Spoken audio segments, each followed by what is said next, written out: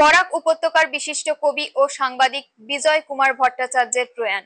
আজ ভোর রাতে শিলচরের নিজ বাসভবনে তিনি শেষ নিঃশ্বাস ত্যাগ করেন। মৃত্যুকালে তার বয়স হয়েছিল 65 বছর।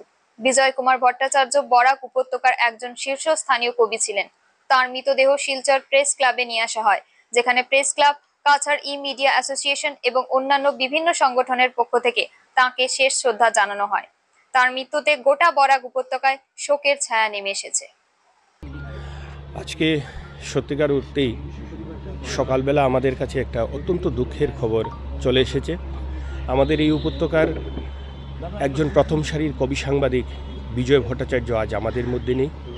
আমরা কাছাড় মিডিয়া জার্নালিস্ট অ্যাসোসিয়েশনের পক্ষ থেকে তার আত্মার চিরশান্তি কামনা করছি এবং ওনার পরিবারের প্রতি আমরা গভীর সমবেদনা জ্ঞাপন করছি।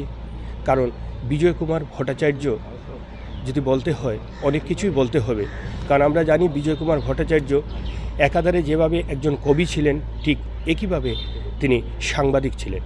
তাই ওনার প্রতি আমরা সেমজার পক্ষ থেকে আমরা শেষ শ্রদ্ধা জ্ঞাপন করতে শিলচর প্রেস ক্লাবে আমরা এসেছি এবং ওনাকে আমাদের সংগঠনের পক্ষ থেকে আমরা শেষ শ্রদ্ধা জ্ঞাপন। বিজয়দা কবি সাংবাদিক বিজয় কুমার ভট্টাচার্য আজ আমাদের মধ্যে নেই। বরাক উপত্যকা হারালো এমন এক কবিকে। বরাক উপত্যকার জ্বলন্ত সমস্যা, এখানে ওনার বন্ধু তমজিৎ ভট্টাচার্য রয়েছেন। 80-র দশকে কেন্দ্রীয় বিশ্ববিদ্যালয় প্রাপ্তির যে আন্দোলন হয়েছিল, সেই খড়দ্দার লেখনীতে যেভাবে ওনারা লিখে গেছেন এবং বিশ্ববিদ্যালয় প্রাপ্তিতে যে সহায়ক ভূমিকা নিয়েছিলেন, তার জন্যে আমরা সত্যিই শ্রদ্ধার সঙ্গে স্মরণ করছি। একটি কথা, বিজয়দাস শুধু আমার দাদা ছিলেন না, আমার ভালো বন্ধু, আমার গাইড, ফিলোসফার অফ মাইন্ড। বিজয়দাকে হারিয়ে আমি একজন সত্যিকার অর্থে আমি একজন অভিভাবককে হারিয়েছি।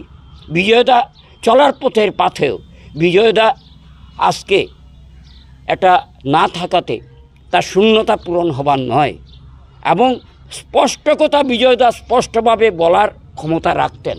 ধন্যবাদ।